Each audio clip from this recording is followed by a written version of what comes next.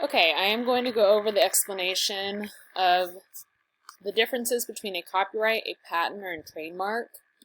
And I'm just going to go through this presentation verbally to add clarification if you were confused or if you missed class.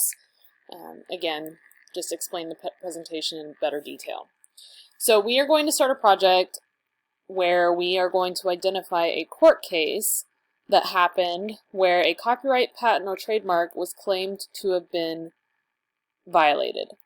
And the reason why we are doing this assignment is because you are about to do a bunch of presentations and a bunch of projects where you will likely be using other people's works. So it's important that you identify what is okay to use and what is not, and when you need to cite that source.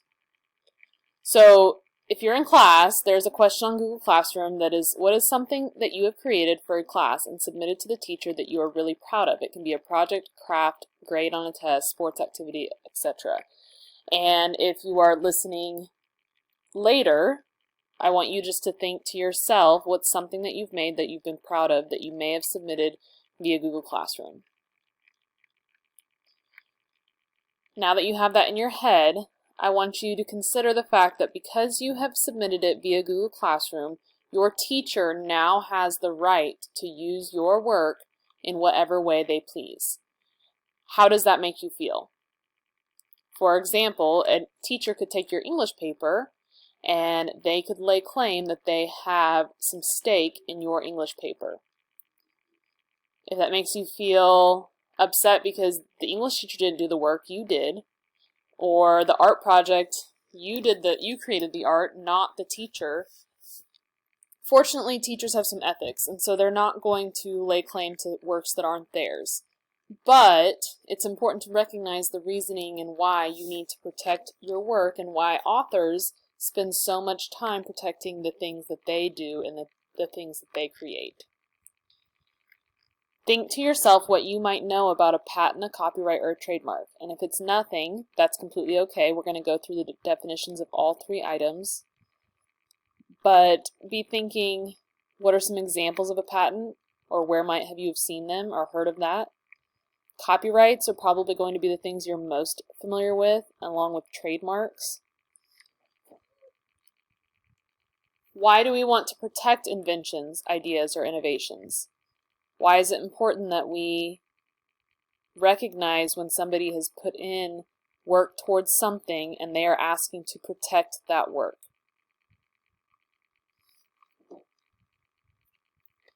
So let's jump into the difference between the three. So a patent. This is a legal grant of a right to an inventor for a product or an idea. So this would be an invention.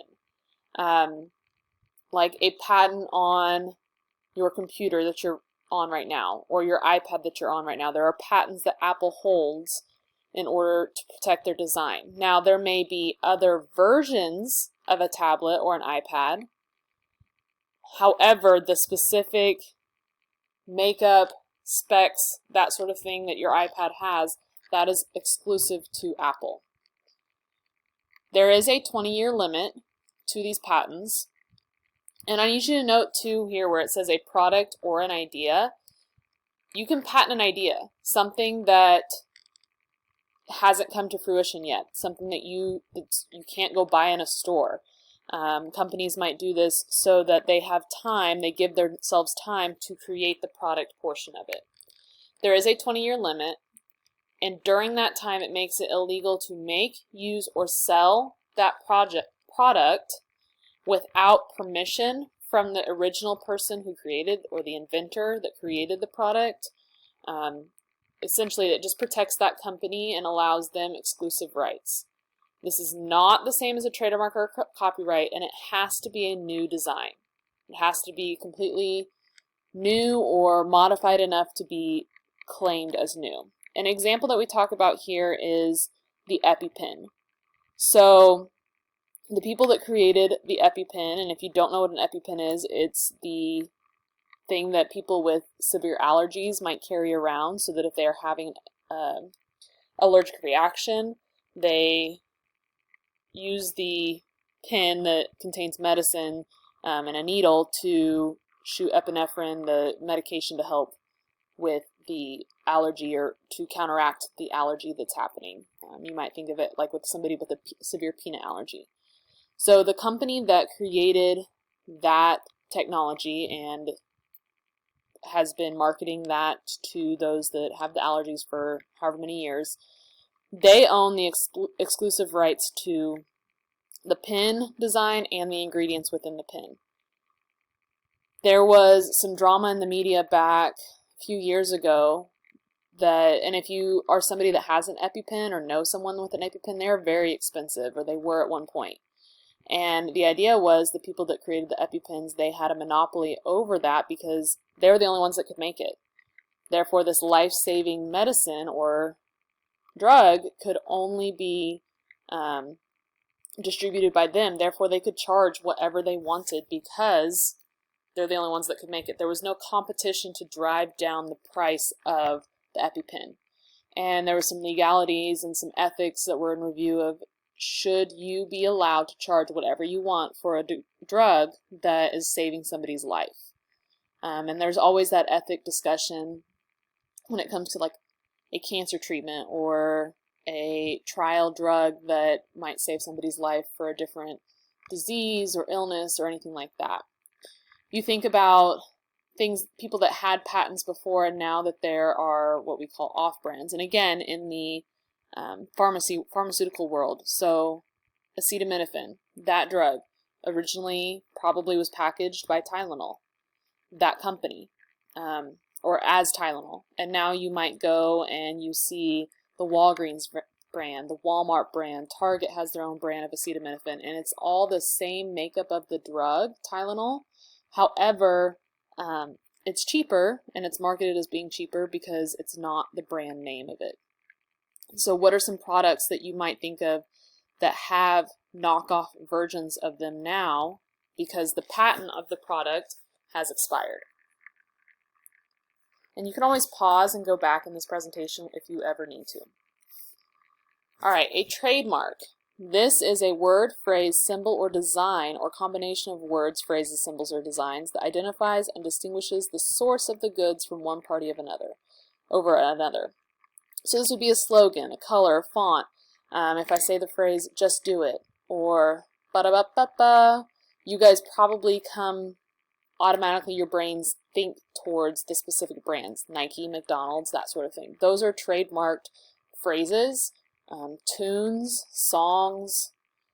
There is a specific shade of yellow that the golden arches have to be, a specific way the Nike swoosh looks, Under Armour's logo, you know, all of those logos that you have probably in on your possession right now in some way, shape, or form, those are trademarked. I do think that it's interesting that fonts can be trademarked. So, for example, K-State, they have a very specific font that they use in all of their branding. And this, again, creates their brand and creates a sense of uniform to their products. And so when you, like, with Nike, if you see just do it, you're automatically going to Nike. Your brain is going there, and whatever beliefs that you have towards that brand start to form. So a trademark is something that's going to help identify one good over another. Okay? Phrases have to be unique to be trademarked. For example, LeBron James, he tried to trademark the phrase Taco Tuesday, and he was denied in court that trademark because it was considered too common of a theme. But had he, or too common of a phrase, but had he been successful, any business or restaurant that used the phrase Taco Tuesday to promote their Taco Tuesday discounted tacos or whatever it is, they would have to pay a royalty fee to LeBron James for that phrase. I think Cardi B has trademarked some of her quirky things that she does. There's celebrities that do trademark things that if you saw those phrases or you heard the words or you saw the sound, then you would automatically go there. The Let's Get Ready to Rumble, you guys, that is something that's trademarked as well. So if it's something that's going to identify your brand, likely it's going to get trademarked. The only reason that you couldn't trademark it is because it's considered too common of a theme. If you think about Kleenex, the brand, we refer to off-brand Kleenexes as Kleenex. However, the off-brand might describe it as a facial tissue. So it's just interesting. That goes again back to patents, and then sometimes we transfer that into trademarks. Copyrights, this is what you might be most familiar with. These are works of art that are protected. So pictures, photos, graphic designs, drawings, any images, songs, music, recordings of sound, books, essays, articles, plays, musicals, movies, shows, anything that would be considered art. That is something that would be protected under copyright. This is voluntary unless in a lawsuit, and any of these things, you're better off having protection over them in a legal form to protect you in court. Again, I say you're more familiar with copyright because think about the music that you're listening to on your AirPods right now. That would be considered something that has copyright to it. The books that you're reading in English, the art that you're studying in art class, those would all be things protected under a copyright situation. So are all things under protection? Not necessarily. So we have things that are completely copyrighted. You have to have permission or pay to be able to use it, or you can't use it at all. Then there are things that are under Creative Commons, and this is, Creative Commons is an organization, and they allow you to upload your works of art that's been copyrighted, or allow you to use other people's art that has been uploaded to this Creative Commons site or deemed Creative Commons, and it allows you to reuse that creativity for free. However, there are terms, and you have to give credit. So if you're using a photo that is deemed Creative Commons, it's fine to use it. However, you have to give credit and say the author was Samantha Payne. Then there's fair use, and this is the legal permission to use copyrighted material for specific purposes, such as commentary, criticism, news reporting, research, teaching, and scholarship. So a lot of what you do falls under fair use as a student. You still have to give credit, but because you're using it for educational purposes, there are some more things that you can use that maybe you couldn't use other places. So, for example, if I'm doing a video review over the latest movie, I could use a clip of that movie to drive home the point for my commentary. I just couldn't use the whole movie. Obviously, that would violate copyright law. However, under fair use, I could use a clip of it to clarify my point, amplify my point, that sort of thing. And then there's public domain, and this is something that isn't protected under copyright law. And it might not be protected for a variety of reasons. Maybe it's expired. So copyright is good for 70 years after the death of the author, which might be a little crazy to think about, but it could be expired. And I know families of authors that have passed away and it's been 70 years, you know, the really old things that you guys might read in other classes, they have ways to continue protecting the work. However, that is the general rule of thumb. It was produced by the government. You guys pay the government, you pay taxes, therefore you have a piece in owning things that are produced by the government, and so that cannot be copyright. It isn't in tangible form, and to mean it's tangible, it means there's a physical way, a physical copy of it. Example would be a off-the-cuff speech that somebody gives. That cannot be copyrighted. However, if it was televised, written down, some way, shape, or form recorded, that would make it a tangible thing that it could be copyrighted. It doesn't have sufficient originality, so it's just not original enough. the song Happy Birthday used to be copyrighted. And if you think back to a movie, most movies, they might show, you know, a scene where somebody is getting sung Happy Birthday, but you might not actually hear the words to Happy Birthday. And that would be because at one point, people had to pay to be able to use that song in their movies or in their restaurants or whatever. Now it's deemed as something that doesn't have sufficient enough originality, and therefore there are no more royalties to be able to use or to have to use Happy Birthday.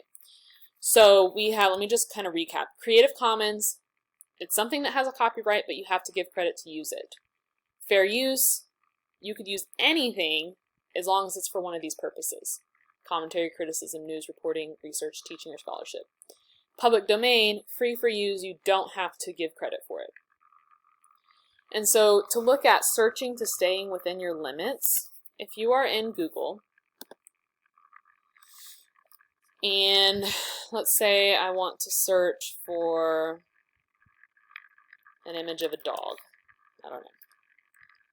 And I go to images, I can go into my tools and I can change my usage rights to be Creative Commons license. Again, this just means that I can use this image of this really cute puppy. I just have to give credit to it, to the people that posted this Pixabay. I would have to give credit to be able to use it. You can see that there's commercial and other licenses. And what that would mean is, so this image is licensable. I would have to ask permission from Jennifer Sharp to be able to use her image, and she might have a fee associated with it. She might have other requirements to be able to use it, some ways that I can use it, that sort of thing. But I need permission from her, and I can't just use it at free will because I like the image. So it's important when you are searching for things that you recognize that. Now, let's say on my slide here, if I go to insert an image and I say search the web, and this is a thing or feature that you guys have used a lot. So it's only going to give you images, again if I search dog, that I have permission to use, that is Creative Commons, that or public use or public domain. When you search within slides or even on PowerPoint and use Bing, it's the same thing. They're only giving you images that you're allowed to use, which is a nice feature. So that's why I always recommend searching within your presentation software versus other ways. And in fact, when you use PowerPoint, I don't know if some of you noticed, and you insert an image, it automatically puts a works cited below. For my class, when it comes to works cited and that sort of thing, I typically just ask for the link. I don't always ask for a full bibliography that you might do in English class, but I do ask that you keep track of where you find all of your images and where you find all of your information. And I'll go over that in more detail at future lessons, but the important thing is that you recognize the difference between a patent, a trademark, and a copyright. So patent, invention. Trademark, logo, design, something that's going to identify one good over another. And then a copyright would be a works of art situation. So this is all I'm going to talk, or this is the video on the lesson. To talk about the project, I'm going to be creating a different video. Have a great day.